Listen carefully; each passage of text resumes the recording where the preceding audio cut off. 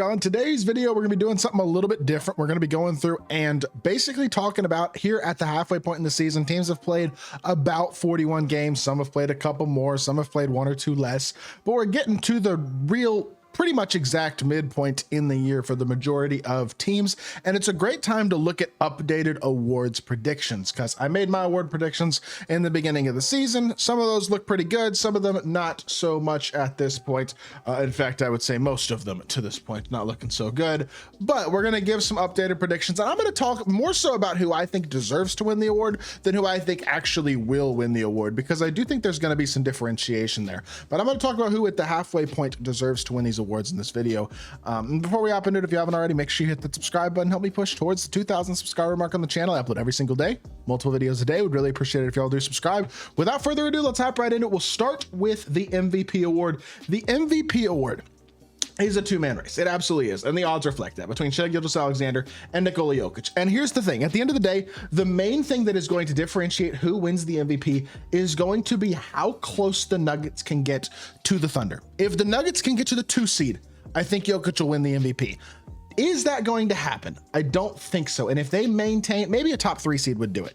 But if they stay as the 4, 5, 6 seed in the West, somewhere in that grouping, to be fair, they've played much better as of late. Russell Westbrook has been awesome. There's a lot to like about the Nuggets play, especially lately. But if they stay where they are or a little bit lower, I don't think that Jokic is going to win the MVP. I think there is, despite how great he is, there is a certain level of voter fatigue with a guy like Jokic, whereas Shea is having obviously the best overall season of his career. Now he's had multiple great years, but this is definitely the best, the highest 3-point percentage. Well, not highest 3-point percentage, but the most shots from 3 he's ever shot in a game or in a season per game by a decent chunk so far. He's scoring 31.5 points a game. I don't think he's progressed at a ridiculous level from what he's been the last couple of years, but his team is much better, and he is absolutely having the best season of his career. He's also 60% from 2-point range, which is unbelievably efficient for the play style that he has. And overall, he's having an incredible year. There's no doubt about that whatsoever in my mind. I think you absolutely have to give SGA a ton of credit for how well he's played this year. I think if, as things stand with the standings, where I think they probably will to a certain extent at least, I think SGA deserves to win the MVP, and I think he probably will, the way things are going right now. Moving on to the Rookie of the Year award. Realistically, the Rookie of the Year award is one of those ones that could easily go multiple different ways. I see the argument for Sarr, especially with how he's played recently. The problem with Sarr winning Rookie of the Year to me is the fact that the Wizards are really, really bad. They're just not competitive. And Sarr, I don't really think is at this point in his career. He's putting up interesting numbers, especially recently. I'm not certain he's a winning player yet. The efficiency certainly isn't great. I think it's more volume based than it is actual overall performance based at this point, because numbers certainly aren't everything with a guy like Sarr, although I will give him credit. He's been much better recently, and he is proving me wrong to a certain extent. I was not high on him at all coming into the draft and coming out of the draft. I thought the Wizards reached, and you know what? He might be proving me wrong, so I'll give him credit for that. But my personal opinion, Castle also is a good shout. He's been playing really well recently. He's had some big games offensively as of late, but he has been struggling for the season as a shooter, and I think those struggles are going to continue. So to me personally, I'm taking the guy who's on the best team, who's the most consistent. That's the thing about Jalen Wells. There's a consistency factor with him where he's on a night-to-night basis guarding often the #1 option defensively, at least the #1 guard and wing option of the opponent's team on a night-to-night basis, and he's taken on a large defensive responsibility and a large offensive responsibility, shooting 39% from 3, averaging almost 12 points a game, having an exceptional year. Now, he was a little bit more seasoned than a lot of these other guys who are getting drafted high up in the lottery, but he was also a 2nd-round pick. 39th overall. So shout out to Jalen Wells, has really been impressive. Going from Washington State to being a considerably important role player on a contender. Quite a transition in his career. And look, his numbers don't jump off the page. He was ridiculously good, but he's been efficient across the board. He's been good defensively. He's been solid offensively, and he shot the 3 ball well. And he is the guy who has the most consistency for sure at this point in the year when it comes to the Rookie of the Year award.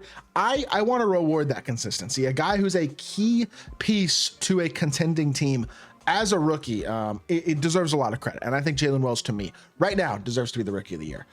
Defensive Player of the Year, I don't feel like we need to waste that much time on defensive player of the year. As good as these other guys are, Evan Mobley, Jaren Jackson Jr., Dort's really good defensively. I'm not sure about him. I don't know why Dyson Daniels is absolutely as low as he is, all the way at 7,500. I feel like his odds should be better, but it's Wemby.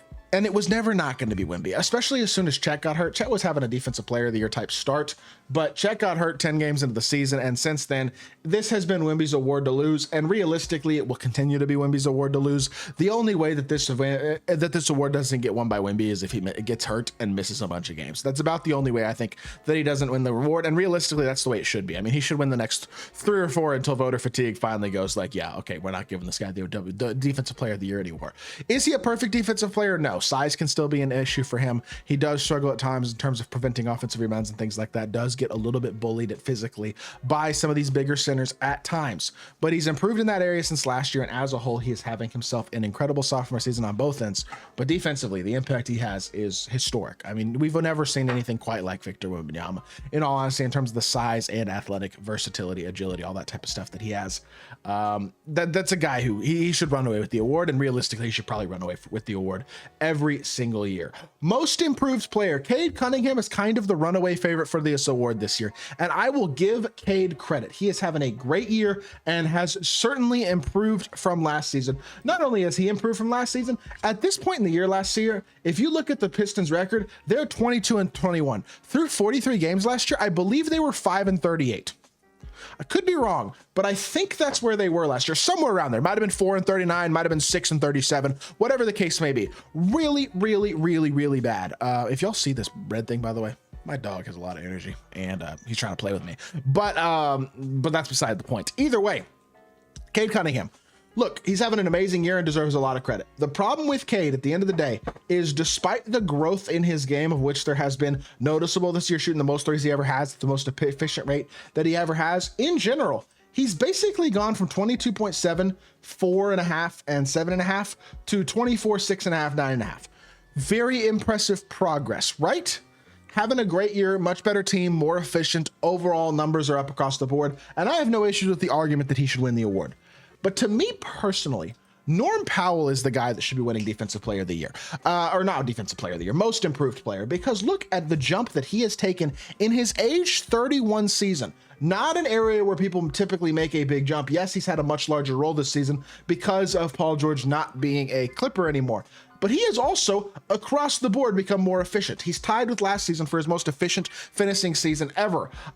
Shooting 44.5% from three, also a career high. I mean, he is playing, besides, I guess, 21-22 with the Clippers, which is a 5-game sample size, so that doesn't really count. Averaging almost 10 points per game more, almost a full rebound, and almost a full assist per game. Look, you can criticize him a little bit actually over a full assist a game. You can criticize parts of his game. He's not a great playmaker in general. His assist turnover ratio isn't beautiful, but you can't argue that he has taken a massive jump offensively this season and is a big reason why the Clippers have been able to stay so competitive despite not having Kawhi Leonard for the vast majority of the season to this point. Deserves a ton of credit, and to me, I think he's the most improved player. Just my personal opinion at this point in the year.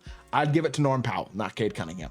Sixth man of the year, I do agree. Peyton Pritchard, I think, is probably the deserving winner at this point. Although DeAndre Hunter, I actually kind of like these odds. I think Peyton Pritchard and DeAndre Hunter right now are the two lead guys. I like the Malik Beasley shot. I like Amen Thompson as well. Both those guys having really good years. The fact that Bradley Beal's played like 4 games off the bench and he's already considered a sixth man of the year contender is pretty funny. But look, DeAndre Hunter's growth this year has been really impressive. I love the off the dribble stuff he's been able to do. I made a video on the Hawks earlier this week and talked about DeAndre Hunter in that video and how impressive he's been. But Peyton Pritchard would be a legit, I'm not even trolling when I say this, I think there's a serious argument to be made that on a bad team, he'd be borderline all-star level. The dude is absolutely hyper efficient. Look, I get he plays on a great team, but he's shooting almost 42% from three. He's 63% from inside the arc. Look, I get that's low volume. I get that's on a team with a ton of floor spacing and it opens things up for him, but that's absurd. 3.3 assists, only 1 turnover a game, so the assist to turnover ratio is there as well. He's a high level playmaker. There is a ton to like about Peyton Pritchard, and it's not a small sample size, but it's not a ridiculous amount of minutes. 27.8 a game. He's playing on one of the best teams in the league, and yet managing to contribute at a very high level across the board, and while doing so at career high efficiency. Just incredible performance so far from Peyton Pritchard, having a ridiculous season in all honesty. And I have no way honestly whatsoever to criticize him as a player this year. He's been so good. I think he's been the sixth man of the year. Absolutely. Like, DeAndre Hunter's numbers are a little more impressive. Peyton Pritchard's doing it for one of the best teams in the league, though. I give Peyton Pritchard the edge at the end of the day for that award. And then the second to last award is going, or sorry, the last award, because I don't care about Clutch Player of the Year, to be honest. Last award is going to be Coach of the Year. My prediction before the season was Ime Udoka. He's got the fourth best odds right now. I don't hate that prediction, but realistically, to this point in the year, Kenny Atkinson has the job has it wrapped up. Now, I think this could change. It depends how the Cavs' second half of the season goes. I think there's an argument for the Magic if Franz gets healthy and the Magic can go on a run again. And I do think there's going to be an argument for the Rockets as well if they can maintain a top 3 seed in the West. The question at the end of the day is going to be with the Cavs. They've been great. They're 36-6. They've been really, really phenomenal so far this year. If they finish as the 1 seed in the East, I don't think there's a way Kenny Atkinson doesn't win Coach of the Year, because the transformation of this team without significant roster turnover in one season has been absolutely remarkable. It's not all Kenny Atkinson, but he's been a huge part of it. A dude who was incredibly successful in Brooklyn, a great assistant in Golden State, and now is getting another coaching opportunity and absolutely making the best of it. As of right now, Kenny Atkinson is kind of running away with Coach of the Year, and unless the Cavs start to really slump and don't look nearly the same in the second half of the season, he's going to win the award, and he deserves to win the award. So with that being said, that's gonna do it for the video. I hope y'all did enjoy. If you did, make sure you hit that like button, leave a comment, and subscribe. I'll be back with more NBA content very, very soon. I appreciate y'all. Peace.